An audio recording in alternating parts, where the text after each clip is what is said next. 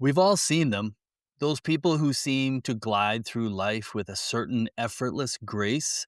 They move from one project to the next, seemingly unbothered, while the rest of us are just trying to find our keys.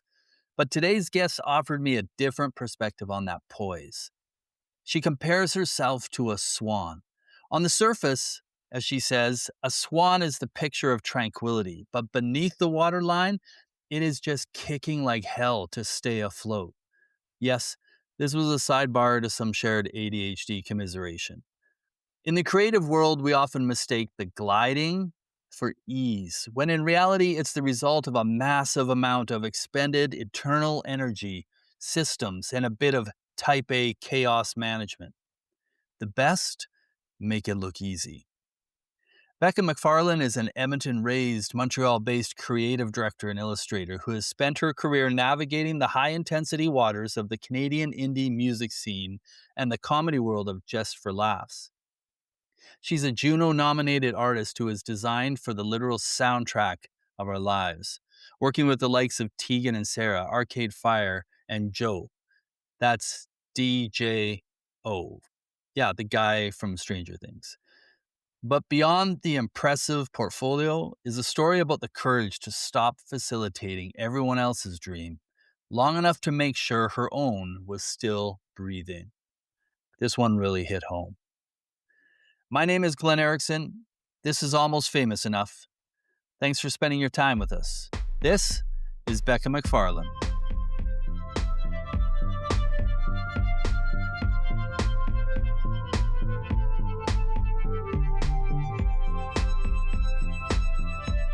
Well, thank you, Becca, for joining me on the podcast to talk. I'm going to guess this isn't like part of your normal weekly, monthly requests, maybe? Do you get asked to do some different things in your role like this or not? Well, I'm currently on the job hunt right now, so I'm doing a lot of interviews, but just like job interviews.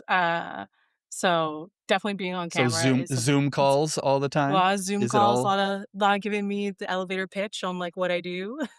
Um, but yeah, I've done a few interviews. Like when I was nominated for the Juno, that I did a CDC, but that was off camera. I think like honestly, I'm Yeah, better when okay. I'm off camera. Like I get very I I You know think that's the what, thing about though? visual artists. We like to be like behind the scenes. So Well, that's very true, but you'd be surprised how many like artists like in the music business. Maybe you aren't surprised if you've met some. They're yeah. pretty similar. They don't love this either, um, Yeah. at Yeah, all. no. A But lot of the musicians I worked for, I also worked a lot with comedians. Like I was a talent manager for a minute. okay, And like, yeah, I worked for Just for Laughs as like a production person and like working behind the scenes and like working for the festival and then a little bit for the company full time.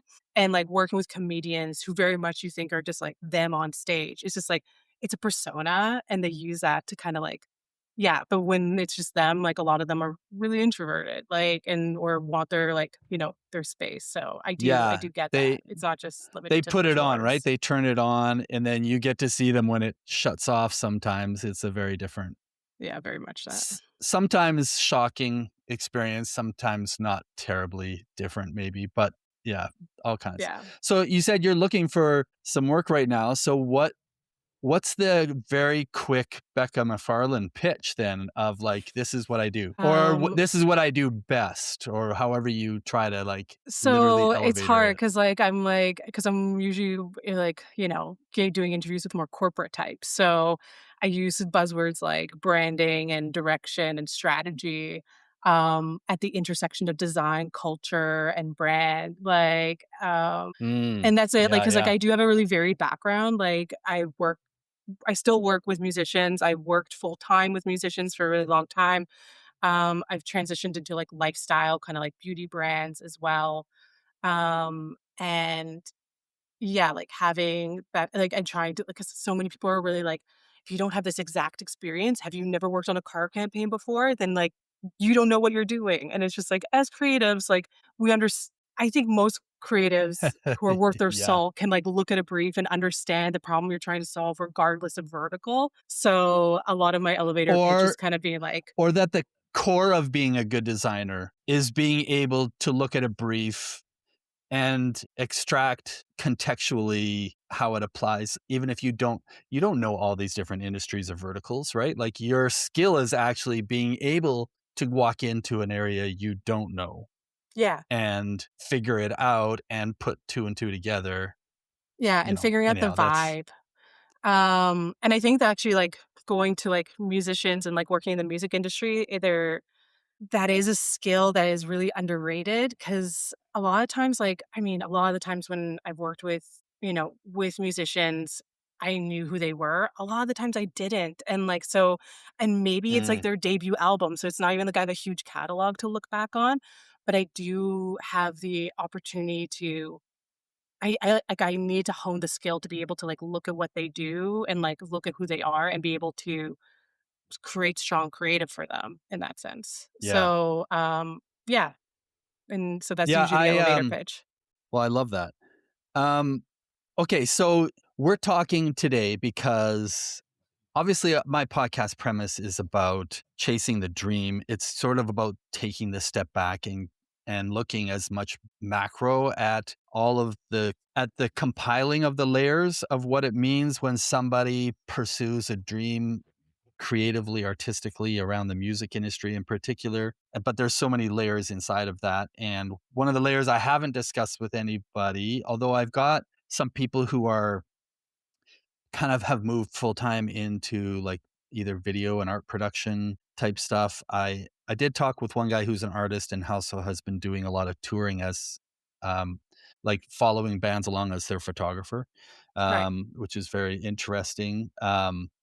But um yeah, you having a career as in its little core, we could say graphic designer, which obviously then evolves to be both and of a lot of different things as you build a career, both out of necessity and also probably out of desire. So, how that applies in the music business and working with this, I mean, I've done a lot of this in my life. It was half of my gateway into this as well, right? Is that I started meeting bands and I didn't get my first design job.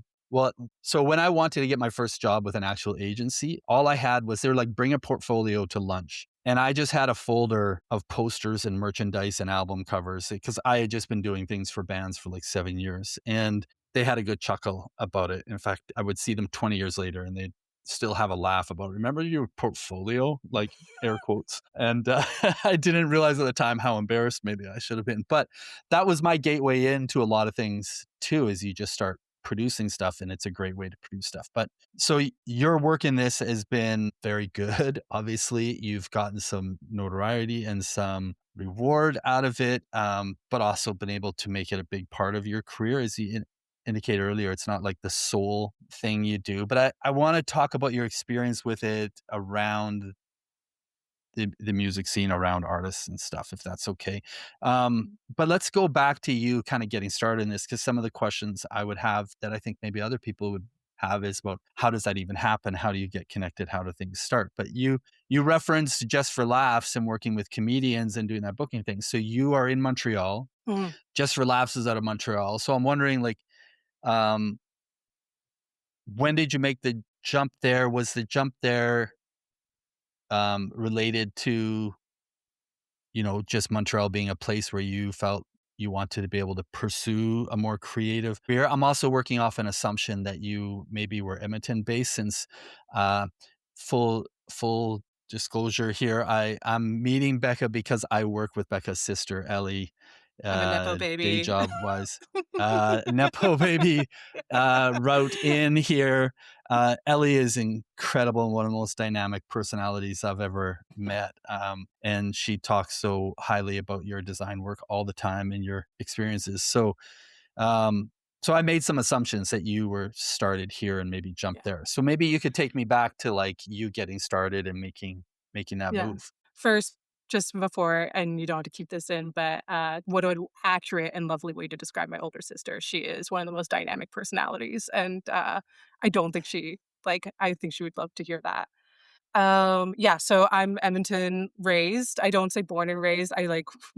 We moved out there when I was like 6, like a year old type of thing. So just barely technicality, not born and raised, but I do consider myself Edmonton born and raised. Awesome. I went out to Concordia University for art school at 17, and letting a 17-year-old loose in the city of Montreal is a choice. And so I did my art school thing there. I studied studio art. I did like the fine artist thing. Ellie like could tell you a lot of stories of where like my family of just like me coming back from like winter break and just being like talking about the performance art I would do and just like artist capital A type of thing. And then once I graduated, decided to stay out of Montreal, mostly as a financial decision because at the time, Montreal was a really affordable city to live in. Mm, If I moved back to Edmonton, I would have had to move back with my parents. They're lovely, like have a great relationship with them, but I definitely would have been not able to move out of like the family home for a pretty long time. Whereas I was paying like I think like 450 a month in rent with roommates. So I could like wow. waitress and like do free jobs and like, just like kind of be scrappy with it. And so it was truly a financial decision for me to stay out in Montreal. Also, there's a great art scene too. And I had made some connections through my time in university and through my friends. So it just kind of seemed like the right choice at the time. So I was like the ripe old age of 21 trying to make it out on my own. As much as I was like happy to like kind of get started with things young, I think I just, the panic set in of trying to find work. And so I was doing the waitressing, bartending thing, taking some contract jobs here and there. I know I was always really interested in working in the music industry. Hmm. I'm very tone deaf, like, I knew that, like, being a musician was never in the cards for me and also studying visuals, so I think that was, like, the Oh, goal. literal tone deaf, not metaphorical tone No, deaf. not metaphorical, like, honestly, I don't know if you've heard, like, any like, have you ever heard Ellie sing? Like, we're flat as, No, like, I the haven't. prairies. Like, oh, yeah, no, it's devastating, but we actually find a lot of humor in it.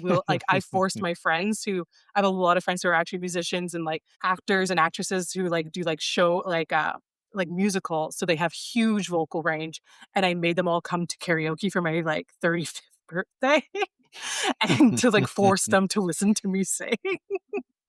Um, A real but test of friendship. yeah, It's and great. then through those friends, like, in, like, theater and everything, I got my first gig working events through the Fringe Festival here in Montreal. So I was, like, booking shows for the outdoor space and, like, just promoting different events with them, and then the Fringe Festival and Just for Laughs has a really close relationship. So over the years, I kinda worked more in, like, production, like, live show production. So I worked for the Just for Laughs Festival doing, talent management, venue coordination, running a venue for a lot of years, working backstage. And then eventually I got a job with them full time and I started to work with like their touring department. Huh. And it was a huge learning experience and it was really great. And it was like a good career path I was setting myself on. And I was about 25 at the time. And I realized I wasn't really drawing as much as I used to. I wasn't creating and I was like really Mm, facilitating other people's art. And I did kind of have like a bit of a quarter life crisis, I guess you would call it, where I was just like, do I want to? I'm happy with, like, I do love supporting people and facilitating their artwork, but I don't think I'm done making mine. So I decided at that point to go back to what's called here in Quebec a cégep.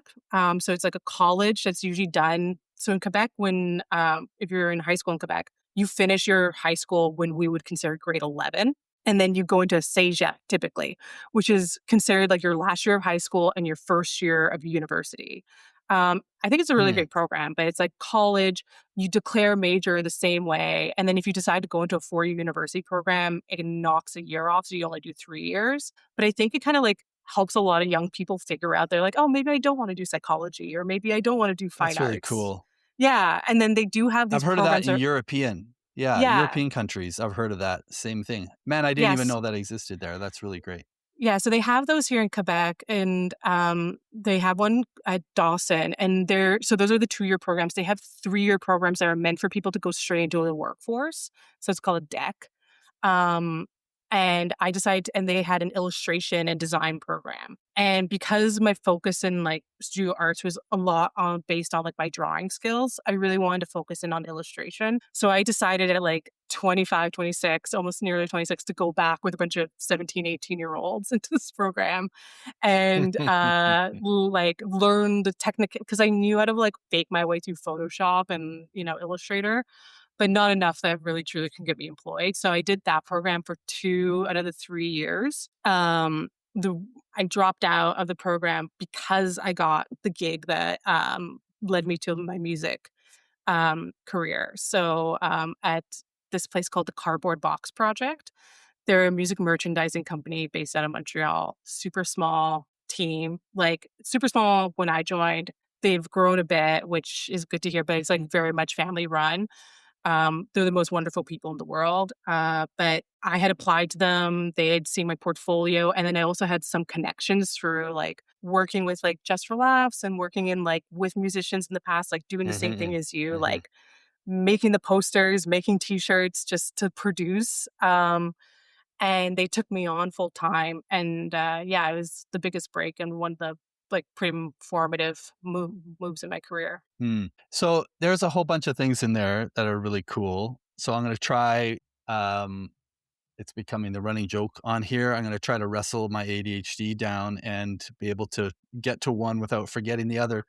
Um, so I think one thing that's really interesting to note in there that I see happen a lot, and it happened with me. So you talked about, basically between that 21 to 25 or whatever, when you're getting on with these festivals and these organizations, and you're starting to obviously flex a muscle that you must have where you actually can be organized and you sort of understand how the bigger picture of things works, right? And so you have to have a lot of hustle and quite a bit of energy, live in chaos for a while, be comfortable with it, also be able to like facilitate the spreadsheet in the chaos. Like that's a unique sort of hybrid personality, I think. And it's just interesting to me when I meet creatives who share quite a bit of right and left brain skill, right? Because a lot of people sometimes lean heavier one way or the other.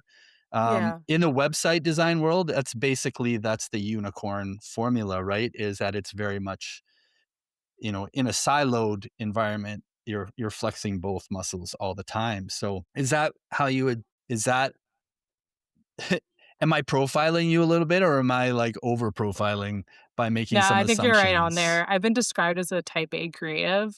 And also, I wrestle with some of the same attention issues that you do as well, without getting into it too much.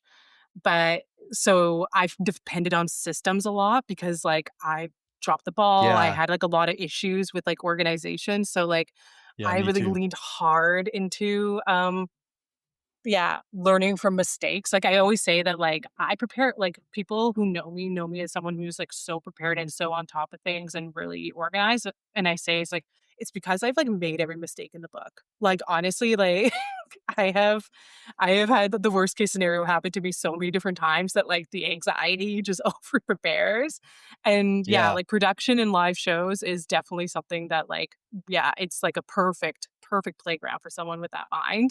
'Cause you just have to be, like, able to pivot, able to think on your feet, think non-linearly, and be able to, like, find solutions.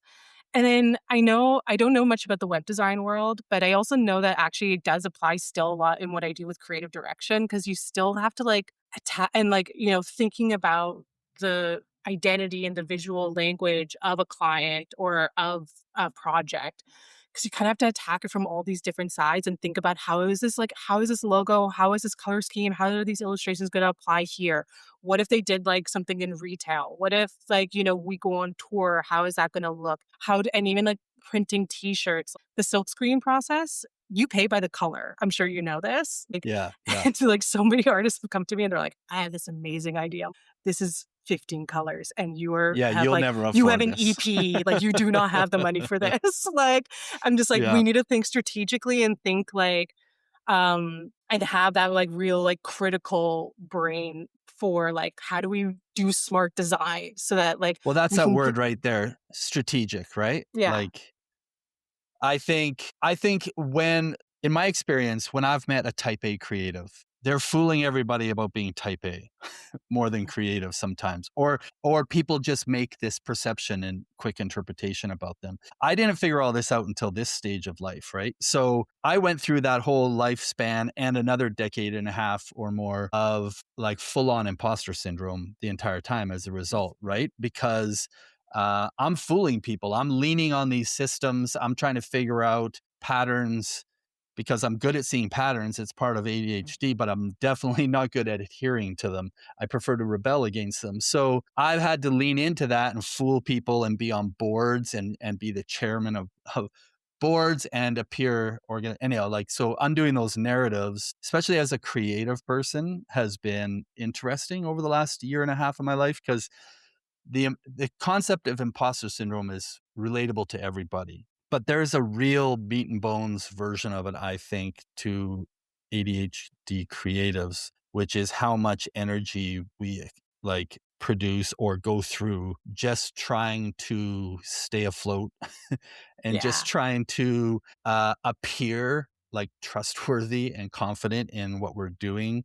Um, because we feel like the shoe's gonna drop at any minute and someone's gonna figure things out, or the next, especially when we're in an industry where you're only as good as the next thing that you produce.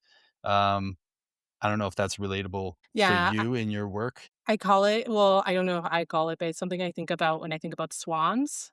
Like, swans look like they're gliding on the water, but underneath the way that they're, because 'cause they're so big, they actually shouldn't float Yeah, on water. They have to be kicking their legs like crazy and producing so much energy to keep them on water and floating along. Like, I relate to a swan. Like, I think, like, that's a from great what, like, one. That's great. from what people who have told, and, like, I am trying to battle, I think, like, yeah, like, as you said, like, that imposter syndrome always exists, and I'm trying to take on board that I'm just like, I'm not an imposter, and, that I, like, and that I'm really happy that I have, like, I'm lucky that I Mm. have, like, such a great group around me that, like, and, I get to look back and so far in my career thus far that I'm just like, "No, I did do this work. I did achieve these things." So I don't know necessarily if I'm gliding like a swan, but I'm definitely floating and there's, like, a lot of chaos underneath the Yeah, surface. I get it. I get it. I love that. Let's pinpoint the other part of that particular time of life that I was thinking is very relatable in the arts, particularly, not just the music scene. I think the art scene is that usually these organizations live and die on people like you and the way you described yourself in that time in life of they will chew up the people with hustle and spit them up. Like, not in a nefarious way. I don't think they're trying to do it on purpose, but I've worked on a lot of different sides of arts organizations over my life, and I find that there is this aspect of people who have that tend to get drawn into it, and they're rewarded. We're given a lot of validation for the efforts that we produce, but it's like they only exist because they know how to draw in those kind of people who can put in 180% effort all the time because they don't have the money to pay. It's often a lot of volunteer, it's charitable, nonprofit based quite often.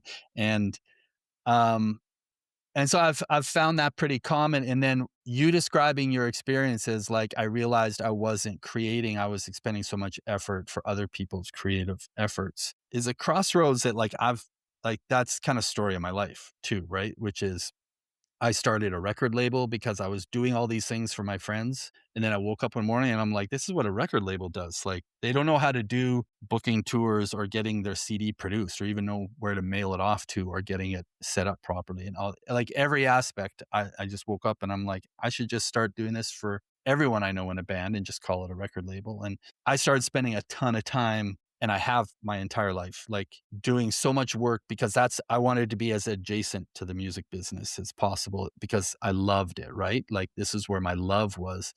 But it very easily took me away from doing it myself, which was a big challenge. So I wanted you to just talk a little more about what that point of wrestling with that was like, and how you felt about what your options were and how hard it was to maybe push yourself off of it. Yeah, I mean, it was my dream, like, I really wanted to, like, get full-time working for Just for Laughs, and, like, yeah, to your point of, like, these industries, like, using people and, like, churning and burning them out, like, that wasn't necessarily exactly what happened to me, but I know that's a very real, like, narrative that exists.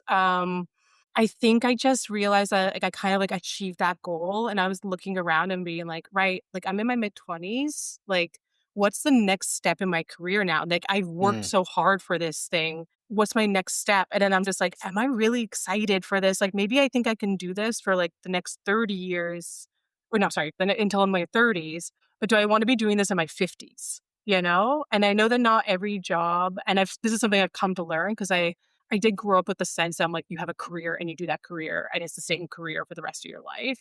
I Mhm. don't necessarily subscribe to that belief anymore. But I think it was helpful in me for that way to figure out them just like, I don't know if I want to be like negotiating intermission fees with venues at 50 years old. Like, I'm like, I don't. Like Yeah. I think it's really fun and like and I miss the yeah, the rush I get from creating and from producing my own work. So I think it was kind of a foolish bet on myself. I'm happy I made that. Like I had like 0 money in savings and I'm just like, I'm going into a full-time program where and then I took a job in a kitchen, working as a prep cook. They allowed me to like work from like 7 a.m. to like 11 a.m. most mornings, and my classes would usually start around that time. And I had classes from like 11 till 6. And, or if I finished early, I'd come back in and finish my prep work. Like they're very chill, with me, just like kind of like making my own schedule um, and it was very weird that like a year before I had like an office in like for a really well respected like company. And then I was like in a basement in St. Henry making like tuna sandwich mix, like, for lunch and everything. But Mhm. so and it's obviously a decision I don't regret, but I know it's a hard decision to make. It's also Yeah. something to your point about like starting the record company. It's something that like obviously I've thought about even like where I'm at right now in a flux in my career where I'm just like, I could do all these things. Like I can like start my own business or I can do all these things. And it's something I've learned earlier on that I'm just like, just because I'm good at something doesn't mean it's necessarily what I should be doing. Great Um, point. and then and sometimes I wish and maybe I need that like lane to stay in so I can stay focused on what I want to do. But, like, I worked at an art gallery in, like, St. Albert, like, just outside of Edmonton when I was like, semesters at university, and I taught children's art classes there, and there was definitely a thought, I think, from my family that's just like, "Oh, go into art education, like, you're so good, like, kinda showing people and mentoring people and, like, doing the ropes." I'm just like, "I know I would hate this, and, like, just because 'cause I'm good at it doesn't mean I need to do this." Yeah. Um, and it's something that I'm still holding true, like, and it does mean that sometimes, like, life and work and professional careers can get, like, really difficult if you're just, like, holding the line of being like, "No, I this is what I wanna do, and I wanna push for this." It means that you have to make a lot of sacrifices and, like and you have a lot of difficult days. And you have to start believing your own voice, because if the people you trust around you and love you are telling you you're really good at this, we like live for validation, right? And that's reliable validation. And I think it gets hard to start to choose when you feel like, oh, yeah, this is the way the universe works, right? Like, if these people are saying this and opportunities present themselves, then I'm supposed to do that. And maybe that internal narrative is like, maybe I shouldn't trust, the thing that I want, or trust my gut. But trusting your gut is such a huge part of life, and taking those big swings or those risks. So Yeah, for sure. it's very, very, very relatable for me. Okay, so you end up landing a job that is working with music Yeah. artists, So bands, merch primarily, I presume? Yeah, so the CBP Cardboard Box Project, they do like design production. They run online stores for a lot of artists. They also like do like tour management for like their merch sales and everything. It's really turnkey. They're great guys. And actually, you mentioned you had a guest on before who follows bands, like certain bands around and takes photos. Like, so it was founded by Yep. two guys, Jonathan and Aaron. Aaron is the one that kind of I worked with him on the creative stuff. He started how this company started was that same way. He was a photographer and he started like going on the road with bands and taking photos of them. And then eventually they needed t-shirts done. And he's like, I can do that. So that's kind of the roots of this company. So he was like back in the day working with like Stars and Arcade Fire and all like the offshoots, like Broken Social Scene and all the offshoots of like that All early the in offshoots, yeah. all the offshoots of the indie scene, in Canadian indie scene. So, like, literally, when I got a call from them and I saw their roster, I was just like, "Oh, so this is like literally what I would list. These are all the bands Oh that I my would god. listen to in high school when I was The golden dreaming of era. yeah, when I Yeah, was that was dreaming of like making golden era. artwork, for bands. I was listening to Feist and to Broken Social Scene and Tegan and Sarah and all these people that they represented. Of course, I was Yep. just like, "Yeah, I'm not returning back to CEGEP. Like, I'm taking this job. Tell me to jump and I'll say how high."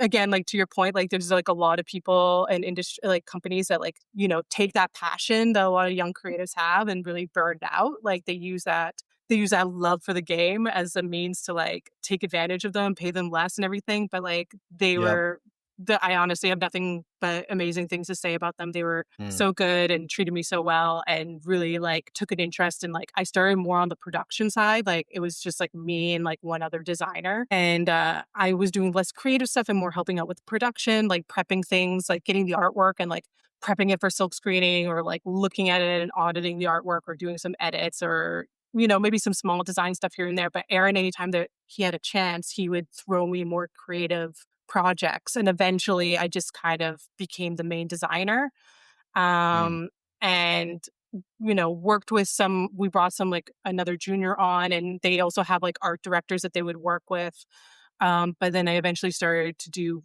like, full collections for, different artists, and it was a dream, and it broke my heart when I felt like I had to leave, mm, um but it was more of just, again, a thing of me looking in the future of realizing that as much as I wanted to stay close to music and, like, that is my love, I can't limit my opportunities as a creative based on just the industry, and so had an opportunity to kinda, like, explore more art direction and, like, run my own team and, do a bit more freelance work, and so I took that, and they were nothing but mm. supportive, and I still, like, I still see them and have a drink with them. That's pretty great.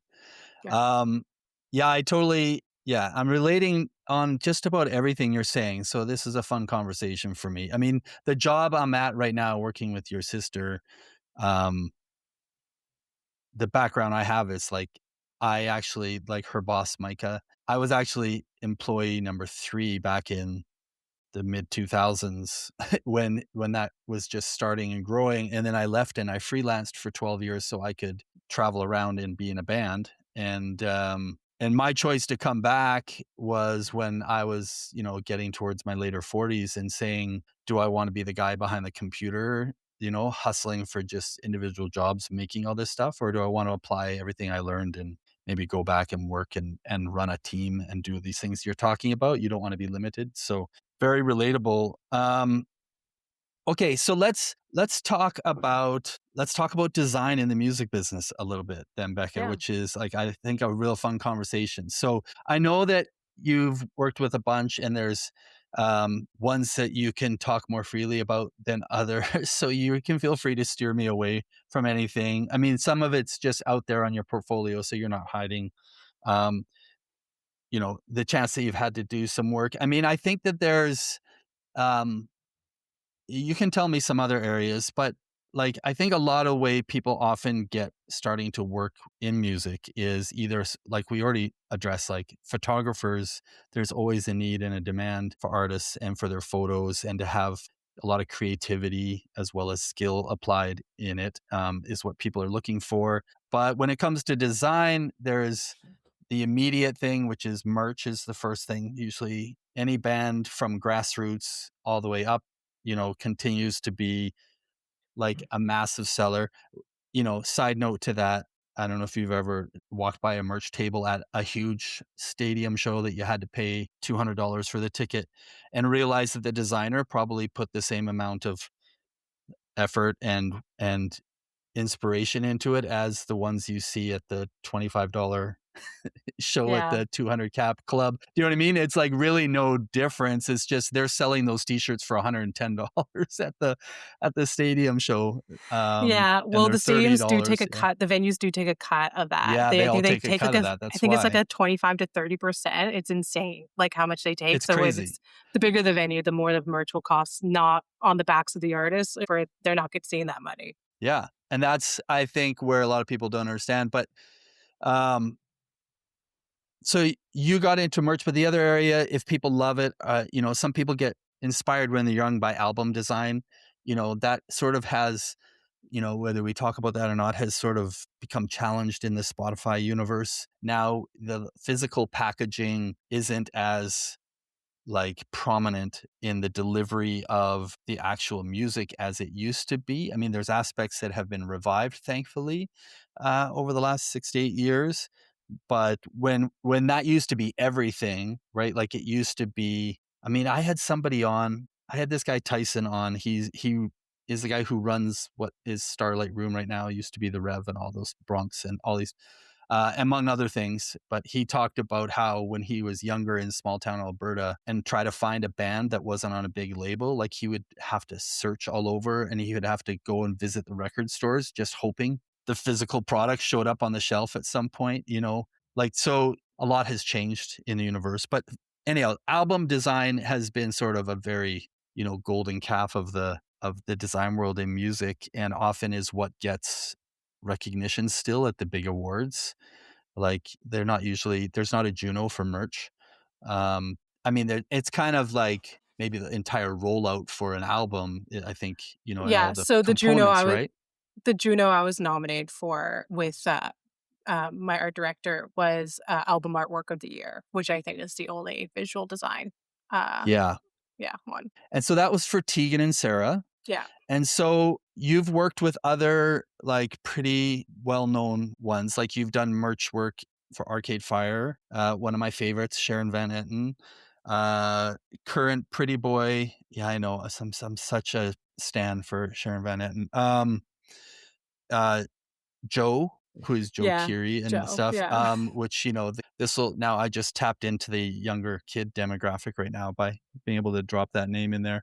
Um, Among a bunch of others, your ability to work with like touring professional full-time acts, that generally only comes if you work through either an agency or there's some very, I'll call them, for lack of a better term, lead artists who have sort of been able to sustain their own individual freelance career and develop a reputation that people come to them for, right? So Yeah. for you getting with an agency that had a roster of clients, as you sort of described it, like in a golden era of Canadian indie music where a lot was being produced physically still, right? Not just digitally. Um, what was the thing? Well, actually, a different question I want to ask. Like, is it completely like arm's length? How much interaction do you ever end up having with artists and their personal goals and tastes as the client, or is the client always the record label or the agent or the PR publicist yeah? How does that typically play out? Yeah, so it varies. So during my time with Cardboard Box Project, because it was built on a lot of personal relationships, a lot of times it was like I'd work usually through Aaron, one of the founders. Like he was close with a lot of the musicians, and they would like call and be like, "I'm working on an album. I want to talk to you about this." And maybe sometimes it would be like through their management, and we just like yeah, there would be a little bit like maybe like a 2 degrees of separation between me and the artist. Sometimes it was a lot closer, like, for some of my projects, I've gone on the phone with the artist where I'm just like, "Okay, like, let's talk about this." So, and there's been other times, like, for instance, like Tegan and Sarah, like, I worked with Emmy Story, who has been Tegan and Sarah's art director for a lot of years. I actually don't know. She took a break and stepped back from it, and then she called me to come and work with her on the Crybaby album. That was actually after I left, CVP. It was shortly after I left. But she was just like, "I'm back working with Deacon and Sarah, like, I'm working on a new album. Could you" she described it, "Come play with me." And that's, like, what we did to create the album artwork. So that was through Emmy as that degree of separation.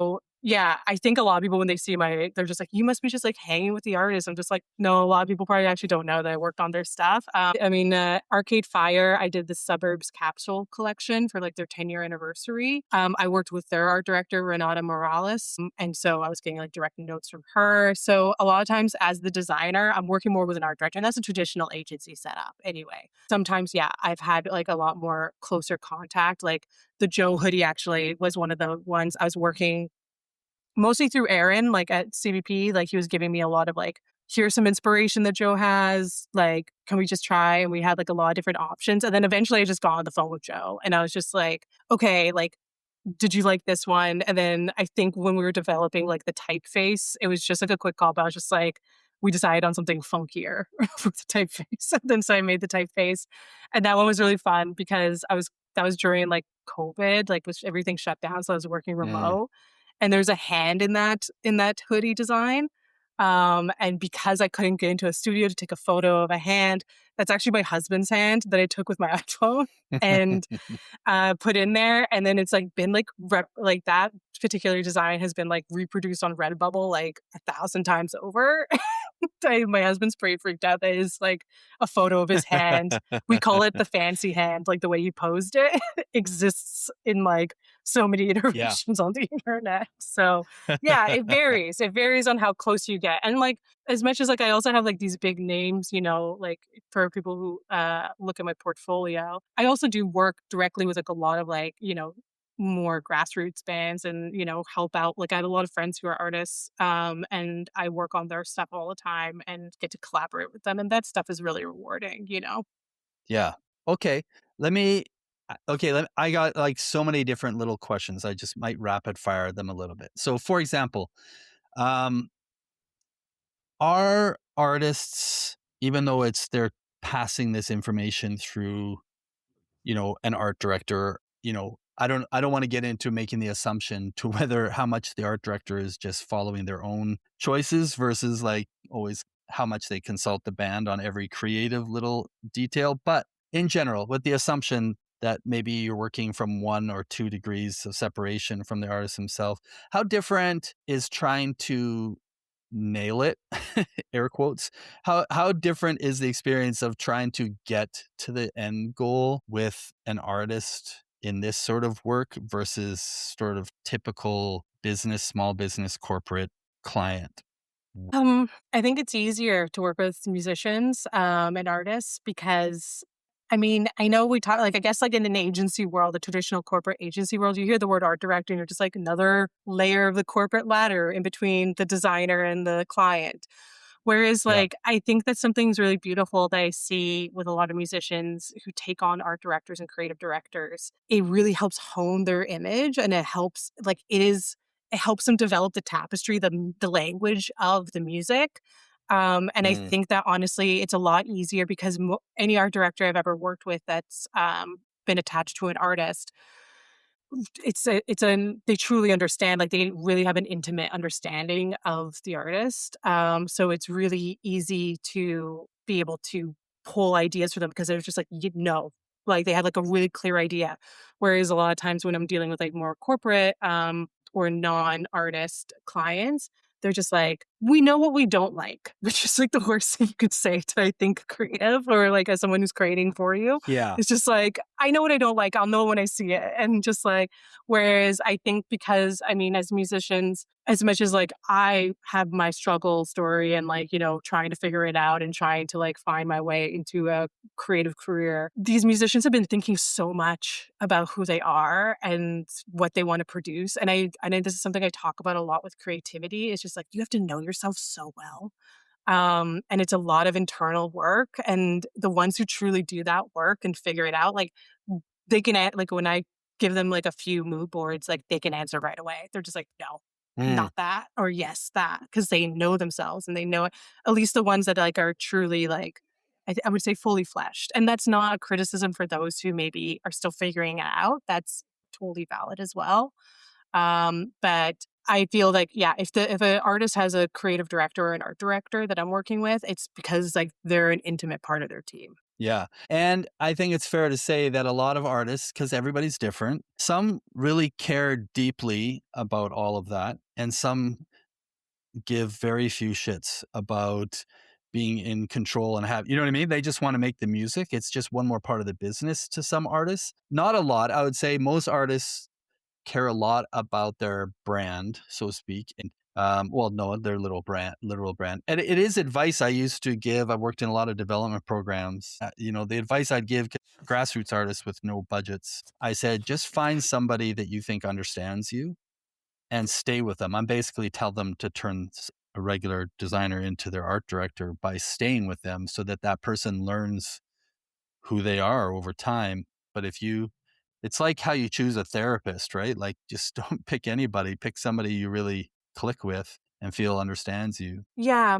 I think the most people that come to like kind of like their brief makes it to my desk are people who do care a lot, only because they're going outside of like the label system. Like recently, especially since Yeah, COVID, yeah, when like no one was touring, but merch sales really blew up, a lot of labels started to create their own in-house agencies. So a lot of like smaller outfits lost a lot of business with that. And so, and like again, like no shade, but there's a lot of artists that like, just go turnkey. And honestly, maybe it's not even like their decision. Sometimes it's just like if you just sign with a major label and they're telling you you're using this agency, you just signed with a yeah, major label, you're not gonna push back on that. So and then you see what you were referring to, these big stadium shows charging $200 for, like, a fanatic type design, where it's just like, like, it's not necessarily anything super inspired or super, aligned to the musician, the ethos of the musician, and maybe their actual brand, or maybe it's the brand that the record label developed for them. So if they're making it their way to me,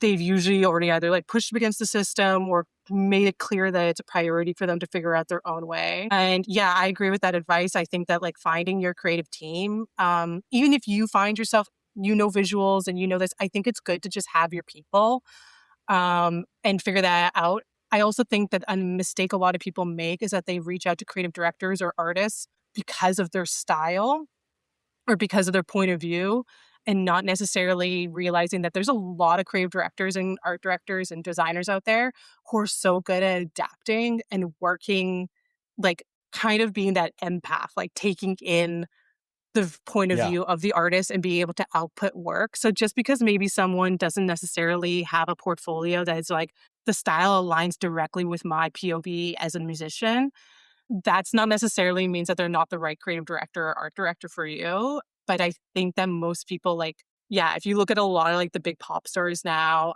or people who are like kind of like they really do hone in on like that visual presence, because even though like the record label, the like like the record shopping culture is very different now with streaming, there is still a very much a visual identity that is very important to a lot of musicians, and you really shouldn't discount that. And being able to find yeah. your person is it's super important. Yeah. Okay. Let me ask you one of the big questions here, real quick. How should an artist, though should is a bit loaded, build a brand? Because it's different than a company, I think.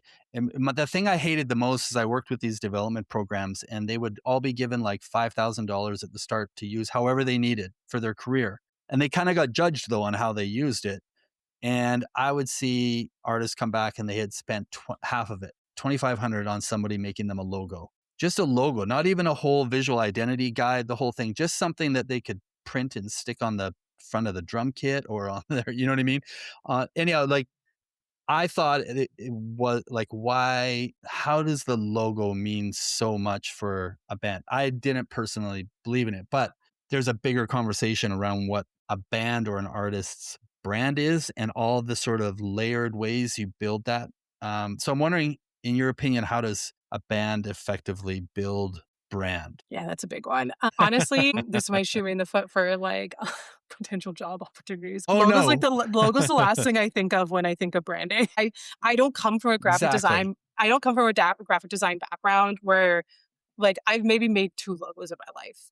Like, I don't and also if you ask me to talk about a band's logo, I can't bring a bunch to mind. I think in the way that you approach branding, I know this is, like, also, like, a lot of people are held under the gun. A brand develops, it's a living, breathing thing.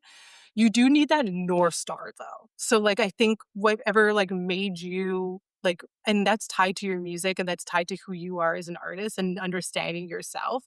And Mhm. through every album, through every campaign, and through every, like, iteration of you, it should always ladder up to, like, that one singular North Star of who you are as an artist. Mhm. So even if it's, like, isolating, like, 3 words on how you describe yourself, and working back from that and realizing that, like, I think a lot of people when they think about branding, because I think, like, the TikTokification of branding designers of it all is just like, this is what a brand guideline looks like. Here's exactly, like, the cute little, like, mood boards and the cute little, like, here's the pattern, here's the inspiration, like, thing, here are the Yeah. colors. And people think that and they need to develop that for their brand. And, like, I think that could work for, like, small businesses because, small businesses are mostly stationary and they work in a different world than think a musician, where a musician is an artist in themselves and they're, like, living, breathing, and, like, their ecosystem's always evolving. So they need to always, like, understand who their ethos as a band or as a musician. And then every single choice should ladder up to that, but understand that it's, like, not like this, like, these neat little boxes that you can just drag and drop images into. It's like a living, breathing tapestry that you keep on adding to throughout the year. So but you still need to, like, start with that, like, little apex of that tapestry.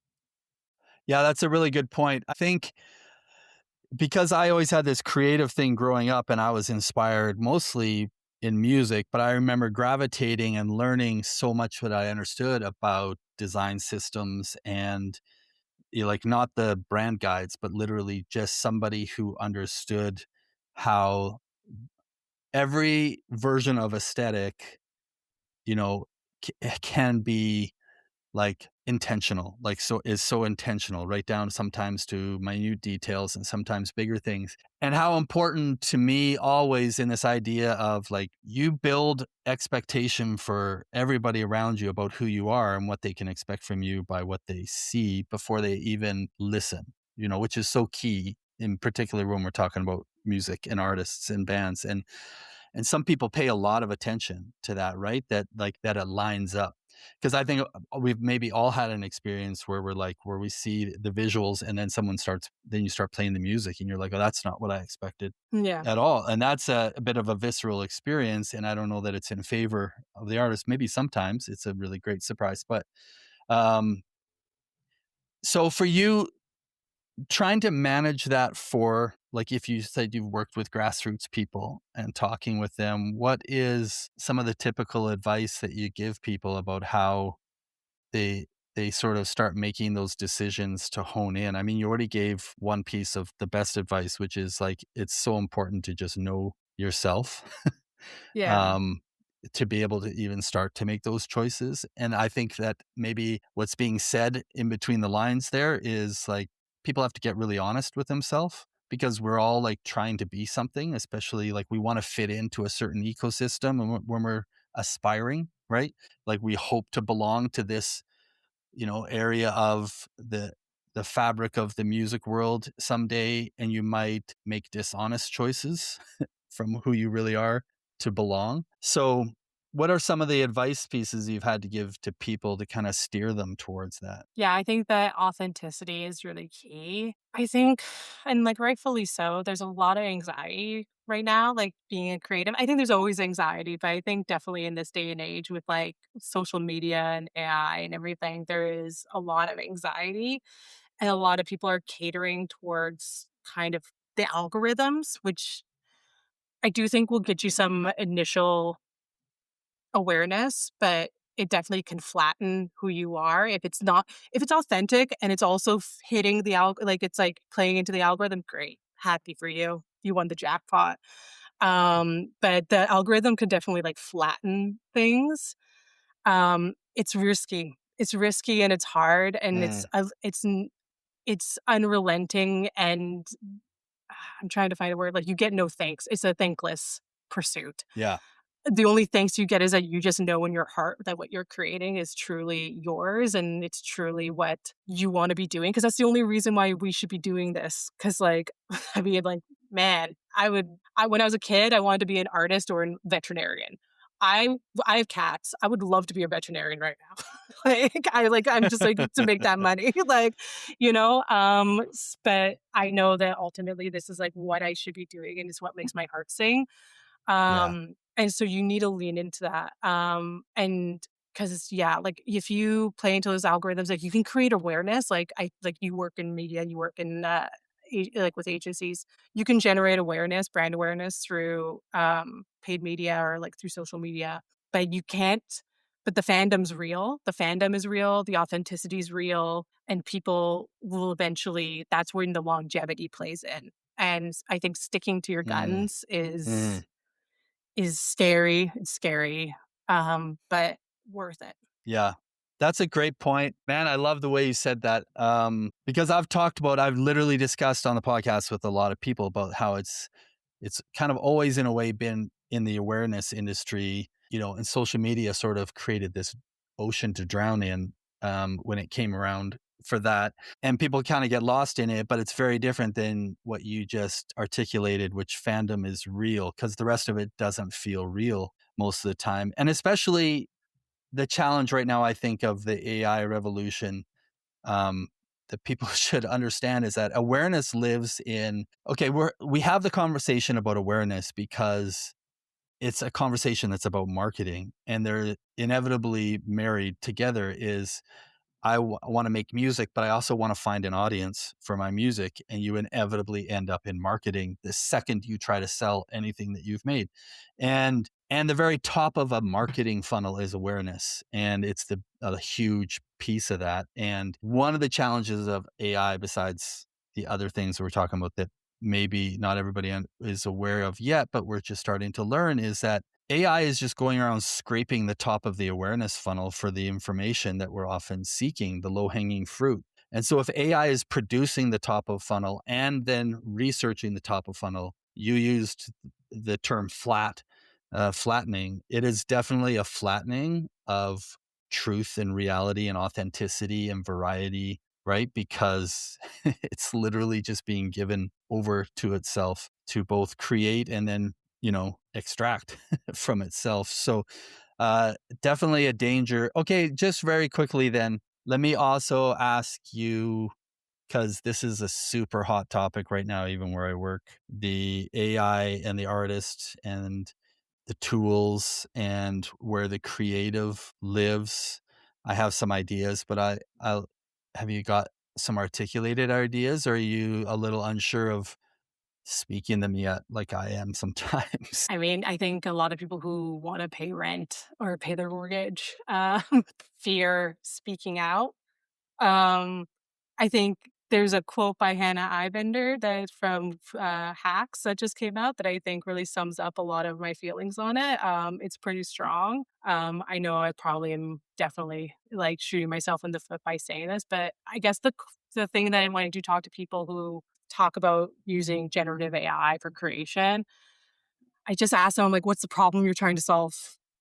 Like, is it really like, is it truly that your creative is bad or that you're paying your creative too much or your creative is sucking resources? Because I haven't heard of any businesses who are going out of like, who are shutting down because their creative department is, like sucking out like all of their resources. And but what I have heard is that a lot of corporations are squashing the creative process, and there's a lot of CEOs and presidents who are making a lot of money, and I don't think it's a problem. I don't think there's a problem that we need to solve to get them more money by automating this or using generative AI. So, like, what's the problem you're trying to Yeah. solve right now? Um, that said, like, I also know that there's, like, a lot of, like, tools that are used for, like, project management. We talked about production and also, like, I don't wanna be, like I'm speaking on, like, my industry specifically. I know that AI is affecting a lot of industries.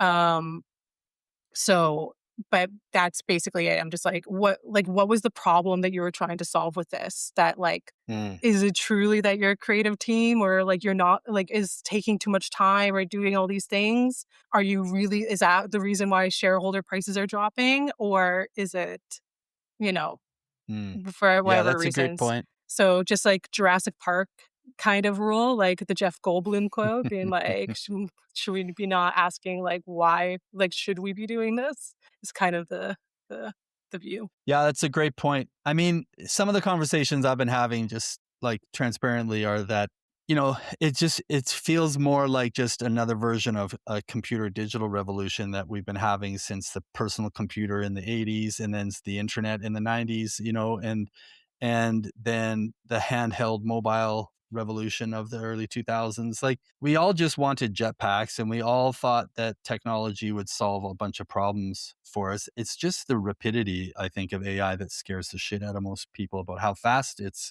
coming. Not the fact that it's any different than every other revolution. Like I have a dishwasher with Wi-Fi and it still doesn't work. Like what the hell? Like why can't they figure this shit out? I still go to websites that don't tell me what they promised to tell me. Like, Yeah. is it all going to save our problems? But when it comes to creativity, um, Well, I find so that the real interesting part, right? yeah, so, like, there's a few things. So, first, like, I mean, generative AI it has existed for a really long time, like, or not a really long time, but, like, these generative tools, like Photoshop, for instance, generate background, content fill, like, these all have existed. There has been these Mhm. tools. And yes, I do agree that it's just like maybe a flex up, and maybe there'll be a settle into a new way of working. What breaks my heart is seeing all these layoffs and seeing these people's lives being affected by, like, the fact that, Yeah. operations decided that they can be replaceable by AI. It's something that's like there's a real human toll to that. Another part of me is just like, because I'm not just speaking from a place of just like a blind hater. I do my research and I do look into things, and like, to get decent results from a generative AI engine, you need to be pretty good with your prompting, which means that you need to write a brief. And most people that I've worked with that like have frustrations with creative teams, like, their biggest gripe is the fact that they have to write a brief. So, like, and write a Yeah. clear brief. And so I think there's a joke among some creative directors that they're just like, "I feel like my job is safe because, um, if, like, for people, like, non-creatives to, like, use AI, they have to learn how to write a proper brief, and if they haven't learned how to do that in the past 30 years, then I don't think they're gonna learn how to do that now." Yeah, that's a good point. I was having this conversation last week with people where I said, like, I don't know what the percentage of the process is. Like, when we create things right now, we're often doing it on the computer. Um, the creation of these things is really that I have an idea in my head and I want to get it out and I want to make it into a reality that other people can share and experience, or I'm trying to communicate something.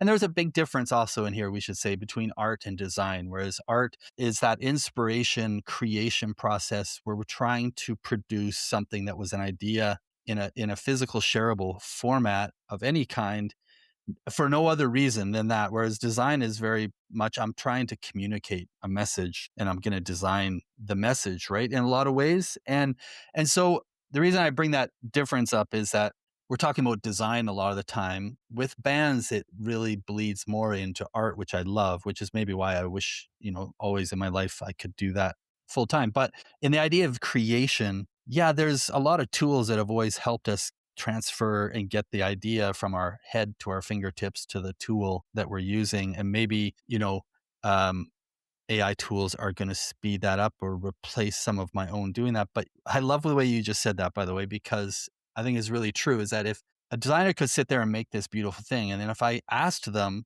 how did you make that? They stumble over their words. Most creatives haven't really developed this process. You said like in writing a creative brief, writing a good prompt. They don't know how to talk it, they know how to do it, right? That's what makes them an artist quite often, I think. So you're right, like this whole world revolves around a prompt and being able to articulate an idea and in a way good enough. And I think a lot of, yeah, there's just Yeah, a whole part of the bunch there I creative don't need to process is a dive lot of into. iteration, and, like, it's like, yeah, part of the creative process is a lot of iteration.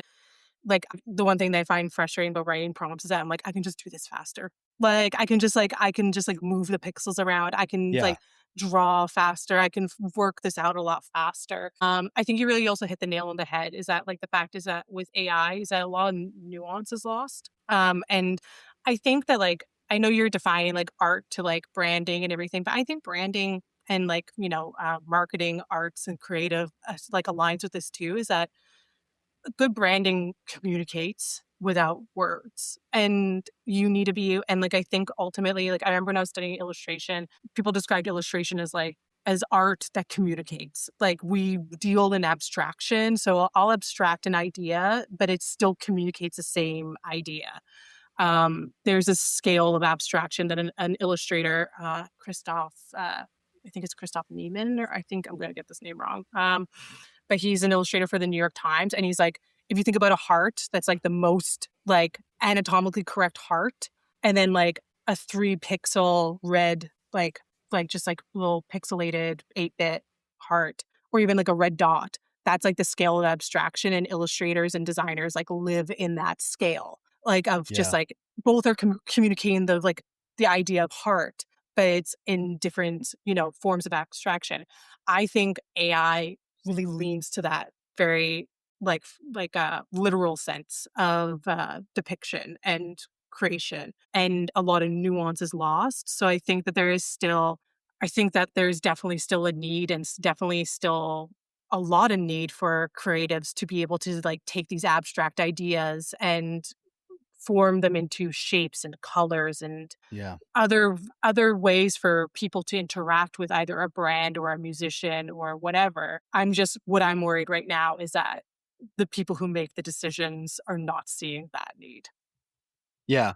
Yeah. I mean, there's obviously a thousand rabbit holes. Don't need to go down all of them. I think one thing I'm noticing, I think it overlaps with a question I would have had for you just about any trends that you're seeing about how art is coming out and how design is coming out in the music business. One of the trends I'm starting to see is um it's on the surface, someone might just consider it primarily vintage-y, but what I'm sort of seeing more is people are going back to a broader sense of analog. I'm seeing little quick Spotify albums that they're clearly just like they didn't even take the time to do a really good scan of a photo, probably of themselves from a photo album in their parents' basement. You know, they just probably took a picture of it with their phone and bring it up and then design around it. Allow the granularness of that to show through, to actually lean into pixelation, which to lean into imperfection, I guess. And I'm wondering, and I can't help but feel it's a swing away from the way AI is producing art, where it's trying so hard to get it right, and it seems overproduced, if I can use it in that term, quite often. And I've frequently seen trends in history, both in music and design, where, like the uprising of people who don't want to seem that they're a part of the mainstream, when they need to differentiate, they usually lean into the aspects of humanity that are imperfect. Like in music, you hear people go back and listen to music, like they start to say they love vinyl because they actually love the artifacts in listening to vinyl that come out, that musicians start to produce music and they will use a lower impedance like microphone and things so that it distorts, that it breaks up when they're singing most passionately, most loudly, because we're drawn to that aspect. I'm seeing this happen a little more in band art. And I feel like it's a bounce back, right? It's like it's a reaction against um, where AI art is going. And I don't know what your thoughts are on trends and whether that is something that I think we commonly do in the creative world is Yeah, try to like pull the humanity back out of something. I think there's always been a DIY approach to things, especially like, I mean, like the first band T-shirt I ever made was actually for a show at the Starlight Room. It was a local band, and I silk screened it by using an embroidery hoop and pantyhose, and I blocked it out with Mod Podge, and then I took like black ink and I like took a sponge brush and like sponged it and like lifted it, and I made just by hand doing that. Oh, I love that. So I think there's always been a DIY, approach to things, and, I know so many people, their first AEP is just like, yeah, the, like, bad I was gonna say, the bad photo that, like, their girlfriend or boyfriend took of them at a party, or, like, a low, like, yeah, the grain or the arts and crafts kind of approach to it. I think that always kind of exists. I think that we are seeing a lot more leaning into it as a rebellion against, probably, like, not only AI, but just also, like, a lot of, like I mentioned, a lot of these labels are bringing their creative teams, like, are not using outside agencies as much anymore. And that also is a flattening of itself. Is just, the same agency, the same designers, the same art directors Yeah. tackling the same thing over and over again. And really, like, I think people want to stand out from that. And also I think that there's just the economics of the music industry these days is that I don't think that there's enough money being bet on the people who are, like, early career, maybe not just in their garage, but maybe have, like, done, like a Canadian tour or something like that. And I think there's less money out there, less infrastructure. Yeah. So we see a lot of bands, like, leaning into their own resources or figuring out how they can do it themselves and bootstrapping it. And I think it's amazing.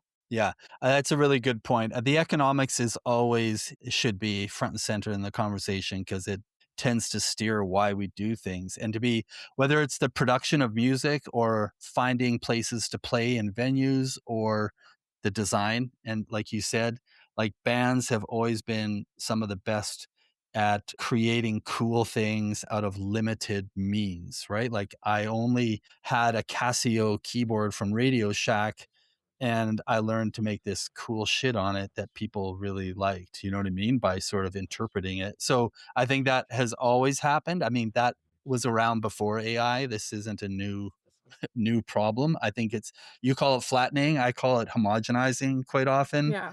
Um, like one of the most like repugnant to me was like I call it the American Idol homogenizing of album art. Like you could tell like anybody who had finished because they're under a contract, right? Like if they make it a certain distance in that show, then for the first year after any music they produce, like basically had to be stamped by American Idol. And all of the album artwork was basically a singular photo of themselves, usually a face photo, and then very large, pretty boring sans serif text of their name. It was just big name photo, like as you know, anyhow. So it was so homogenized, Yeah. but it was also strangely, then I could pick out exactly. I'm like, I would walk along and I would be like, oh, that's like clearly they belong to that group.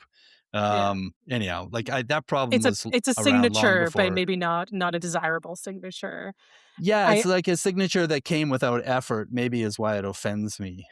You know what I Yeah. mean? It's like, I so mean, I do feel bad for the designers that had to throw that together. And, like, I will say this, I know that it is, like, I kind of rolled my eyes a little bit, the photo thing, because as someone who I just, like, a lot of the battle is trying to convince artists, especially, like, ones that are young in their career, like, not to just do that. Like, not necessarily, like, the sans serif, like, thing, but just, like, don't just put a photo of yourself on the album. But at the same time, like, I understand why you wanna put a photo of yourself on the album because people don't know you, and, offering that image of yourself. But let's try to, like, find a creative director, find an art director to make it interesting, like, let's say something different with it. Like, let's get an interesting photo of you on the album if you really want to have a photo of you on the album. I've I've taken up all of our time anyhow, and I realize I could probably talk to you for another hour easily about a whole bunch of these things. So I think maybe we'll just have to plan for maybe a return in a year when we see where the world goes with this, and then we just discuss where these things are and where they're going again, and might be a fun thing to do.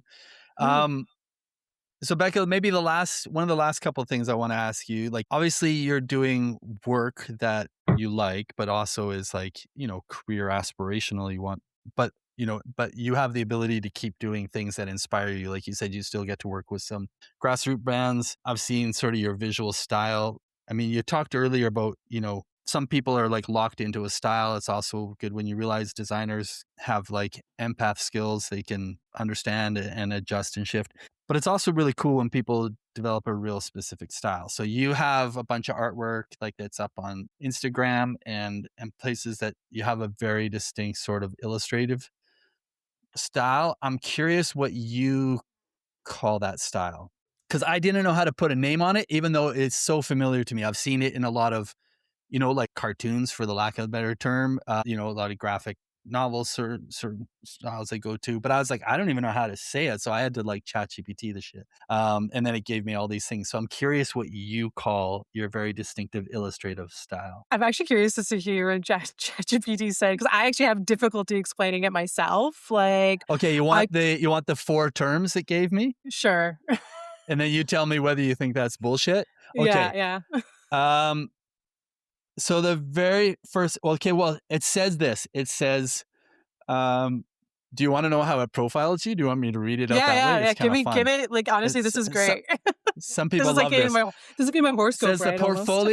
the portfolio of Becca McFarlane, often working under the brand Mini Fists, reveals a distinct visual language that sits at the intersection of contemporary absurdist editorial and modern retro illustration. Yeah, That's how so it profiled you. sometimes I call it like Bauhaus absurdist. Sometimes how I'll explain it, like, because like Okay. Bauhaus in the sense that like I'll use like really geometric forms and add like exaggerated shapes and very limited color palettes. But absurdist is definitely one of the ones. Yeah, so Minifists, it first started just like because I wanted to do illustration work and I was working for companies that had very strict contracts I had to sign that meant that I couldn't really be doing freelancer work outside of the company. They would own it. A Mhm. lot of creatives Mhm. have to deal with this. So I developed a moniker to work under so that I could just, have some plausible deniability. But it actually ended up being a blessing in a sense that having mini fists allows me to have that really strong point of view and like strong sense of style and like my own signature as an artist while maintaining Becca McFarlane and my creative endeavors as, Becca McFarlane as someone who can adapt and work with different brands. Because as much as Mm. like I would love to be a name brand artist where, people are reaching out to me and wanting to collaborate with me just on name alone, I still want to be able to like collaborate with bands and be like, I'm not going to make everything mini fists for you. Like, I will make it whatever your musician, whatever your point of view is as a musician or as a brand is. But yeah, it's allowed me to really get to know myself, and get to know like what I wanted to produce as an illustrator. And it's the two wolves that live inside me. Yeah. That's really great. I love it. It's really great. I like it's not exactly like this, but like I went through a big like Adventure Time phase, and then there was this Mm, offshoot I showed my kids that I thought at that time I'm like maybe they're a little young for this thing called Uncle Grandpa, mm. um, which was incredible. And then like there's just little hints of those things in there. I think the absurdist part is probably where it leans towards. But I love sort of when there's an intersection and people are like what you did are willing to sort of just like I'll just hang a name on this thing and then I can sort of flourish under that while I do this other thing. There's an artist I love. His name's Scott Hansen. As a musician, he has spent a lot of time under the band name Tycho. But he Mm. had a one of my earliest like ISO 50 was his like screen print design. Actually, it's hiding behind me. Can you Oh, see one of nice. his Yeah, pieces of yeah. artwork? Um, Anyhow, it was incredible. Anyhow, so I really like when there's an opportunity to sort of be like, I can do this, and then I can also do this, and I think that's really inspiring. Okay, so my very last question for you is basically you hinted at it, and I'm going to ask to try to articulate a little bit better because if musicians or artists or grassroots more people, or even people who are getting to the point where they're like, maybe I do need somebody who acts like an art director because I'm starting to make a career out of this thing and I really want to hone this in. You had said a tip earlier about, don't just pick somebody based on their style. Like you see them and you're like, I want you to reproduce this style for me and that's going to be my style. Like it doesn't, maybe not the best first choice to going down that path, but instead, you know, I'm wondering if you can articulate what are the things if somebody wants to meet somebody or find somebody, like where do they find them? Do you just start asking around friends, like when you're trying to consider like budgets and who does things for love more than money sometimes? How does a band or an artist find somebody, Yeah. to work with them. I'm a big fan of shooting your shot. Like, even with, like, reaching out to Aaron at the Cardboard Box Project, I think they had posted a job, but they had already filled it, and I just still emailed him, and I'm just like, "I'm in love with everything you do. Please, like, let me know if you have any work." And then he, like, got back to me. He was like, "I don't have anything right now. We just filled the role," but and then it was months later he reached out to me, and I'm so thankful he Mm, did. I've also gotten a lot of work off the back of that, just, like, sliding into DMs, getting to know people. However, it's like I have had the opportunity to work with, like, a lot of young people, or, like, even when I was in illustration program, like, with 18-year-olds and I was 26, like, I, was exposed to a lot of young artists, like, not that I was old and wizened at, like, 26 years old, but I had a decade on them, and they would be so stressed out about, like, their work and, like, getting an A or, like, nailing this concept art and everything. I'm just like, go out to a party and meet people." mm, Any opportunity that I've had, like, we've gone through, like, my career and, like, 90% of it was through friends and through those connections and people I've met, and, like, I got to know people in bands and actors and musicians, and who's the first person they call when they needed, like, some merch done? Like, it was me, yeah, like, and I think it works the same, like, if you meet someone, like, at a bar or, like, going to like, it just, like, go out there. Like, no one cares yeah. about your marks. Sorry, I shouldn't say that, but, like, no one but, like, go out, go to a party because, like, you will, like, only get by with a little help from your friends, Like, Yeah, and so if you don't know people who are in the visual arts or know who people do art directing, like, put yourself out there, and if you're an art director or if you're a creative that, like, wants to find more work with musicians, like, just say it out loud. Like, figure out a way to awkwardly work it into conversation to be like, "I'm actually a designer. I love working with these artists." Like, be the person who just says it out loud. yeah, Because if you don't, then, like, people are gonna be like, "Oh, yeah, that person was really nice. I wonder what they do," or, like, then they don't realize there was so many people who knew me for a lot of years and actually didn't realize that I was an illustrator, and they're just like, "Oh, you do mm, that? I need that." Like, um, so just say it out loud and tell people about it, and like, also, like, you as a musician, like, say, like, "Yeah, I really am having a hard time developing my creative identity." That feels very formal to say at, like, a party, but even if you just put that out into the world and be like, "I know someone who works in that," or, "I know someone who would be like, I think you 2 would get along really well." But I think that, like, back to your question, is just, like, finding someone, it is a relationship, and if you want it to be a yeah. long-standing one, then, like, find someone that you get along with. It doesn't have to be your friend from, like, university. It can be There's so many excellent working relationships out there, but just find someone who gets you. Yeah. Yeah, and we won't use the word networking because it feels dirty, and then that's Yeah. not what we're talking about. I think I relate more to the part where you're saying, like, you gotta have your face in front of somebody else's face, because the way a lot of this often works is, like, when they need it, maybe not right in the moment, they're gonna remember something, somebody, and, how do you get yourself to the front of the line? Well, you just go out. You gotta leave the house and go and put yourself in front of people and around people and get in touch with people. So I think that's really great Yeah. advice. And then I can't help but keep thinking when you reference, like, going at 26 to be with these 18-year-olds at the school, 17, 18-year-olds. I just want to picture so bad, like, like the Channing Tatum and Jonah Hill movie where they, like, as adults had to go back to undercover to high school Was it about, 21 Jump Street? That was an yeah, 80s that's it. TV Yeah. series. Yeah, the graphic design 21 Jump Street and Becca trying to, like, Yeah, fake her way, like, back into it was very 18-year-old Steve school. Buscemi meme from 30 Rock. How do you with the skateboard? I think he has 2 skateboards in it. He's like, "How do you do young people?" Yeah, it was very that. No, I came in being like, "I'm a wizened woman of the world, don't talk to me." And then, I love like, it.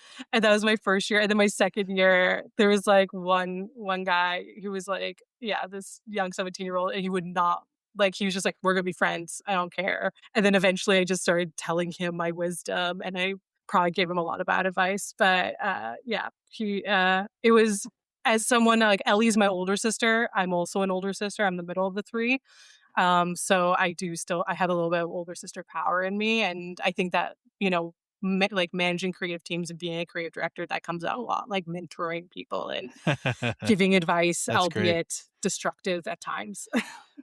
Yeah, well, I mean, I hope she doesn't mind the comparison, but walking into a room as the wise woman of the world, I don't care, really feels like Ellie's brand sometimes. So she pulls that off really well. She's got that Yeah. confidence about her for sure, I and think I now see we're that in getting you Yeah, I think now we're getting to an age where it's, like, earned confidence. Before, like, for sure. we were like that at 15. Our parents really instilled a lot unearned confidence in us, so we would Listen, walk there's into a rooms like line. that. There's a line that connects it. Yes, you've earned it, but you get there because you had it in the first place. You can't erase the line between the two for sure. This has been an absolute treat for me, Becca. Obviously, it's like runs directly parallel to everything that I've been about in my life. So it's very fun conversation. I appreciate you taking the chance and coming and having the conversation with me. And I feel like at some point we're going to have more conversation about this because I like your perspective and I like your experience. It's a lot of fun. You're a lot Yeah, of fun. Thank you. awesome. Yeah, no problem. Awesome. Thank you. Hey, I'm Alexi. Stick around for post fame with me and my dad. 34. Oh, 43. Oh, 40. I just had it backwards. You did a dyslexer. You had a dyslexy. Yep, You did a I did one on my own. yeah. There's a joke that I don't need to keep going with it, I understood. but it was really good. Dyslexy. That's mean to the dyslexics. But Yep, my apologies. 43. Welcome to 43 post fame with Alexi, and me, Glen. yes, um, bit of a different episode, Yes, as in like a very different episode. well, not only did we take a departure in the type of guest. Yeah, and the type of image used that we posted on the Instagram. Yeah, okay, that's where I was gonna get to. Like I Really? Oh, also, yeah, the biggest departure because we've had like industry people, mhm. but they were more like real, like formal Figures. figures like in the industry so far, as opposed to, yeah, like a designer, which is close to my heart. But the art for the I social liked art. it. I think I have another one to go with a reel that she gave me that I'm going to use as the cover art for the grid. But I like it. yeah, she has a very cool style, And selection. very unique artistic style, illustrative, Yeah. which is something I don't know what it is. Like, obviously, I've been watching the design world my whole life, but especially my whole professional life. And when you see somebody who does, a variety of good work for Mm, people, yeah. but then you realize they've developed, like, their own thing, like a signature.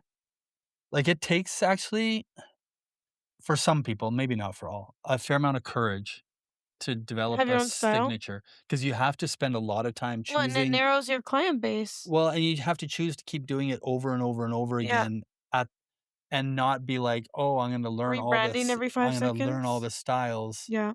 you know, s but to be like, "No, I'm gonna really do the thing that." Anyhow, Yeah. I mean, painters obviously do that all the time, right? Yeah. Like, but not graphic designers Yeah. or That's so true. illustrators, maybe illustrators more, but First question for you. okay. Oh, Um, questions for me. It's like question and answer. well, this one, no. This is a This really is great angle. I should use this I'll clip. literally never come back to posting ever again. Um, yeah, you'd be done. Anyways, what was oh, do you think like, okay, you were like excited for this episode point blank. Well, yeah, full Uh, transparency, why? Right? Or oh, you don't want me to say? no, that's just irrelevant right now. Okay. I was gonna say, like point blank, you were excited, yeah, for those reasons, for a lot of reasons. But do you think you were also more excited because like we've also been talking lately about how like you've been doing a little bit of like design work here and there, and like you've kind of like gone back into being interested in like doing like because just like the way your career has developed, the point you're at, you do less hands-on design work, and you were saying that like Yes. it's something that you still love doing and like you still do it kind of like as hobby and like want to incorporate it more. Like, do you think? Because like sometimes you interview artists and there's like you're like, oh, I'd love to be in their shoes. Like a part of you, and so that's why it makes it even more like interesting for you. Like, do you think that part of you was like not necessarily like you want to be in her shoes specifically, but like, you know, No, I you do. admire that she's in the design work world that you Yeah, and to enjoy. be clear, like, she's never technically been, like, a full-time designer for the music industry. Yeah. She just spent a good chunk of time at an agency, who that was kinda their calling card, right? Mhm. Like, they had this relationship with some of the really cool indie labels and indie bands and stuff at the time. So, she got this great opportunity. Yeah. It's very rare that somebody will be, like, full-time-ish, Yeah. like, this is all they do for bands, artists. Anyhow, to answer your question, yes, absolutely. Like, um, definitely, would want to have been in her shoes. Like, I've had a great opportunity to design a lot of music stuff Mhm. for my local scene. Do you know what I mean? Like, Yeah. when I essentially built my portfolio, which was a real running joke with my first design company employers for, like, years and years. Mhm. Afterwards, it would seem on the surface a little mean, but they didn't ever mean it as mean, but they always love to be like, "Remember your portfolio?" Because I showed up at a lunch with them when I went and asked for a job, and I didn't go to school for any of this, right? Yeah. So and they said, "Bring a portfolio," and all I had was, like, printouts and album covers Mm. and, like, posters, Mhm. right? And merch and all this mostly just things I had done in the music scene for Yeah. all of my peers. And yeah, there was a part of me that would have thought, how do I pursue doing that? So if I had wanted to just do graphic design, Mhm. I could have definitely tried to just go after that. And that, like going back to what we just talked about, I think you have to, or I had a sense you have to really create some version of a niche for the way you work For it to be full that time. makes it really appealing to a lot of bands that would Yeah. refer you, labels that would get you to do the work or refer you. Anyhow, Yeah. um, it's really hard to make money right away because you have to get started working for all kinds of people Mhm. who have, like, no budget for a graphic designer, Yeah. who are either wanting to, like, trade services or blah, blah, blah, you know what I mean? Yeah. So, very hard to get going in it, but definitely that was a massive interest for me in my Yeah. life earlier on, and still is. So, yeah, you're right. Like, current hobbyistness, like, Like you're in into it like, on a personal even level. yeah, big Yeah. time, big time. I'm at this stage in life finding it more difficult to, like, come home after working all day and then at night be like, "I need to go fix a thing for somebody's website," or you know what I mean? Or Mhm. even your mom's like, "Can you make a postcard for our association?" And I'm like, "Bleh," you know? Yeah. But I don't wanna do that. But do I wanna, like, work every week on my episode covers and my Mhm. social media art and do all the things for the podcast over and All over the that I time. made? Every time, Yeah. because I love it and it's my thing. Well, that actually leads right into my other point. Oh, that's Um, perfect. What a I know great I'm set basically of the best host. You can interview. just say it. Okay. Um, but anyways, was the whole it relates to her quarter life crisis. Like Okay. that whole Oh, that thing. was a big thing for me in her No, I know, I conversation could and tell. story. Yeah. But like just like and it's kind of exactly what you just said is just like you're really, really into the graphic design, you could enjoy doing it every single day. But she actually said like the opposite as well is true that like just because you're good at something doesn't mean it's like what you're meant to do your entire life. 100%. That's great Um advice for anybody and in any field. I love that advice and I love that it actually goes both ways because it's like if you're good at something, I think because here's the thing, like the way she laid out the equation is like, if you're good at something, it does not equal you having to do it the rest of your life. Because I think it has to be like the plus you love doing it, and then it equals like yeah, do it the rest of your life kind Yeah, of thing. the thing that you're good at can get you jobs, right? Yeah, Should it necessarily get you your career? If you think about it yeah, in a different term. Like, when we talk about vocation, it's not just a job, it's like, this is what I've invested myself to do for the long haul. I feel like this is what hmm. I'm made to do kind of talk, you Well, I know? think it's the whole purpose talk too. It's like Exactly, that's because a lot about what you it could be like, is. oh, I'm so good at this, and because it's like for example, like even if like I mean, if you remove the whole factor of, like, scale and, like, how much stuff costs nowadays, but it's like, I would consider myself, like, a relatively, like, good server in a restaurant just because 'cause I'm, like, outgoing and can memorize a menu, but, like, that doesn't mean you know what I mean? That Yeah, I would ever it want to do it doesn't my whole life or it doesn't should. A, mean that you're meant to be great at it, No. or that yeah, that you would wanna, like, And "Oh, I I guess I'll just settle in here because people are validating me." yeah. So do you remember I don't know if you remember the conversation with Sammy Volkov? Mhm. So, part of Sammy's story specifically was remember he was doing acting, and everyone told him he was good at acting, Right. and so he went off to New York to And bounced pursue some around. acting, and he bounced around all around this acting premise of Yeah. but what he really wanted to do the whole time he was bouncing around acting was he Was was create writing songs yeah, on the songs. train. Yeah. You know what I mean? So, it made me think of that. Totally. Yeah. I just think it's interesting, like, that she it wasn't even, like, a big, like, moment, but it was, like, just, like, kinda calling out that fact, like, very forwardly because I think so many people settle into that Yeah. because they don't wanna face discomfort or whatever it, like, might be, that as soon as they find there's something they're good at, they, like, kinda latch onto it, and that's, like, the Well, whole, like, yeah. people not taking risks. Well, because it's people were, like, not in favor of failure.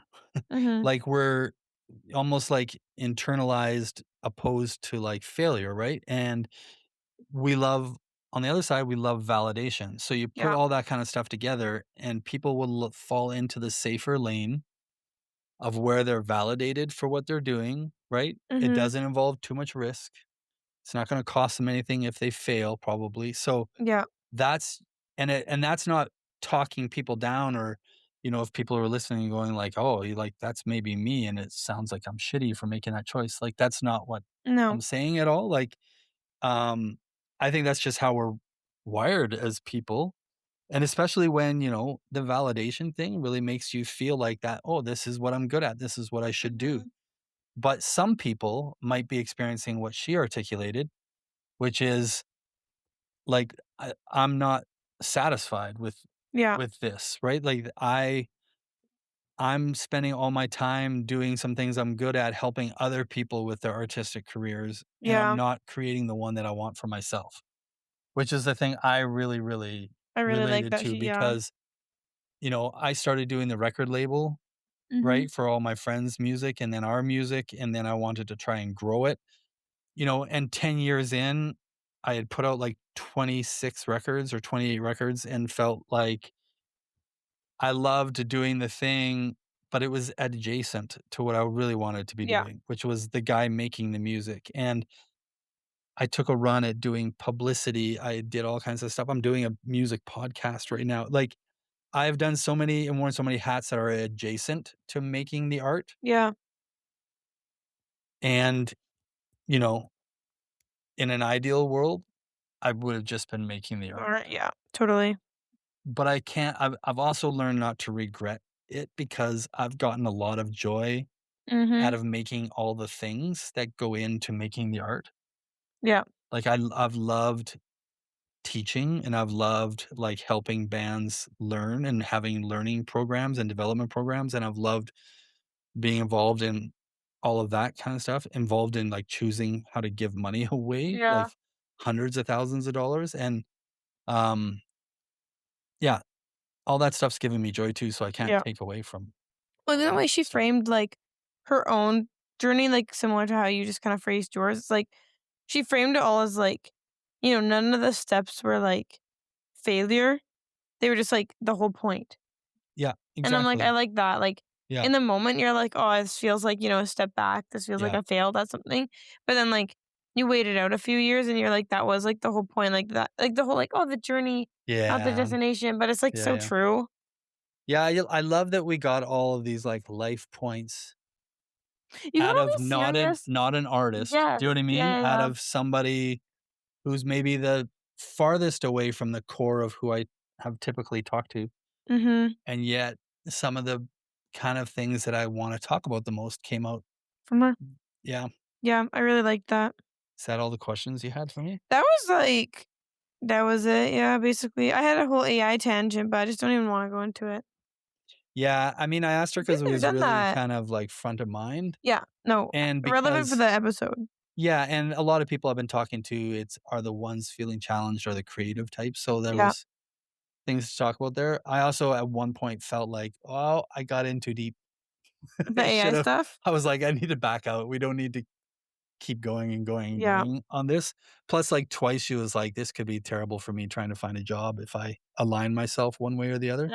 yeah. So I was like, "Oops. Sorry, Becca." And you're like, "Let me just, take a My couple steps back." yeah. Sometimes I wish I just always had, like, on my phone, like, right willing and ready, if I press the side button, it would do that, like, big reverse They're sound like, on a truck. No, that "Oh, like the yeah. reverse on a truck. That was the worst sounding reverse on a truck. Yours, by the way. Mine Oh, was second no, I thought you worst. meant the rewind of a tape. That's what my sound was." Oh. They're like, Oh, okay, well, that was also bad. "Oh, I thought it was pretty good." You don't have a job in sound effects then. No, and after this episode, I never will, so it's fine. Okay, well, I mean, if that's all you got for me, Well, I'm just kidding. That's totally fine. whatever.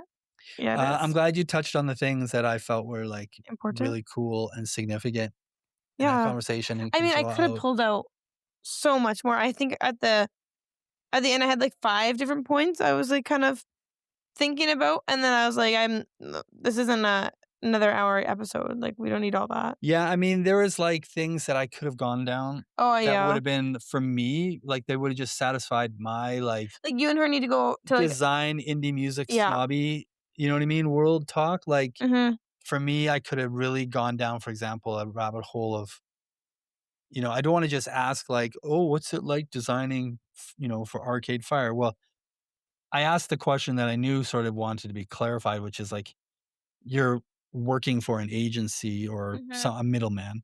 Really, you don't talk to Arcade Fire. No. So, I thought it was cool that she talked about how, like, people should have their own creative director, like artists, Yeah, and I never really seriously. thought about it like that, but it's really, really true Yeah. because I even was just hearing who was on, um have you heard of the Icelandic artist Laufey?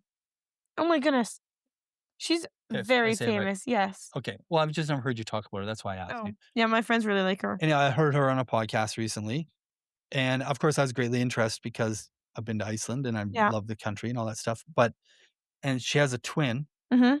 and she was talking about how when about the time in college, they kinda went separate. They're both doing music stuff, but they Yeah. went to different colleges, and stuff she started writing started blowing up. That's when she started blowing up, Yeah. and her sister came and became her creative director, and I thought, "Oh, Mhm. that's funny because I just heard Becca Yeah. talk about it like that," and I've been in this industry for a long time and have hardly ever heard anybody talk about an Doing individual that? artist or band having their own Creative creative director. director as Yeah. part of their team.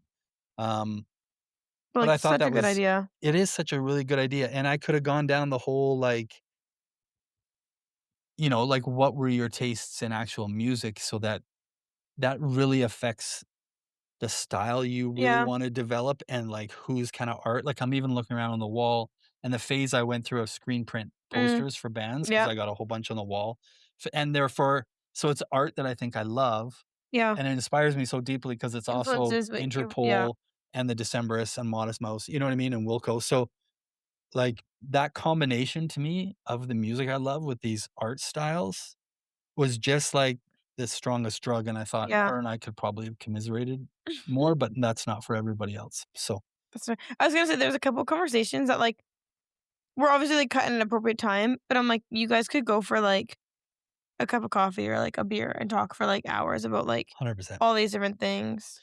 100.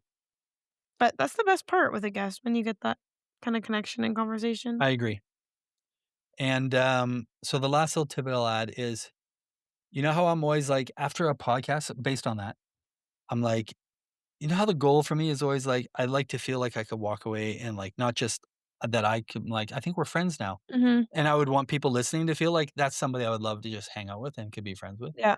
I remember, like, first episode of season 3 with Juliana Riolino, who Oh. I'd wanted to talk to so much since seeing her at Folk Fest, Mhm. and then she was, like, so kind because we were having internet issues, and then she's just so bubbly and sorta giving in her conversation, Yeah. like, it was easy to kinda have a back and forth, And I left being like, I think we could be like totally be Be buddies. buddies on Anyhow, so then I saw her crossing the street here in Edmonton a few days ago or whenever that was. She was here with City and Color. she's opening, And right? yeah. Yeah. And I leaned my head out the window and I'm like, do the embarrassing, like, Juliana. And then I'm like, I'm going to have to say who I am. You know what I mean? Mm, And you could see in her face trying to track who I am. but only been on a And then when screen. when her eyes kind of brightened when it all of a sudden registered, and then she just waved and then just kept walking with her friend. And then I was like, yeah, we're not like actually friends. 'Cause you know what I mean? Like, Yeah, but I would do the same I thing. know, but and it's all fine. Do you know what I mean? Yeah. I just find I thought It's it like was if you were, like, at the I might as same, well be like transparent that it's like I also have those like down to earth moments when I'm yeah. like, well, we're not actually friends, despite how well the podcast. No, it's like if you saw each other, like, if you were at, like, the next act and you're both there, you could, like, sit down and chat, That's different. You're right. Like but if when we're in you're, an like, both event, in motion yeah, if we're in an event, we could end up, you know, yeah, pull aside and chat for a bit, but 100%. But it was just a funny moment to yeah, me. that's really good. Okay, that's all for episode 43. Okay, we'll see you for 44. See you in 44. Love you. Bye. Bye.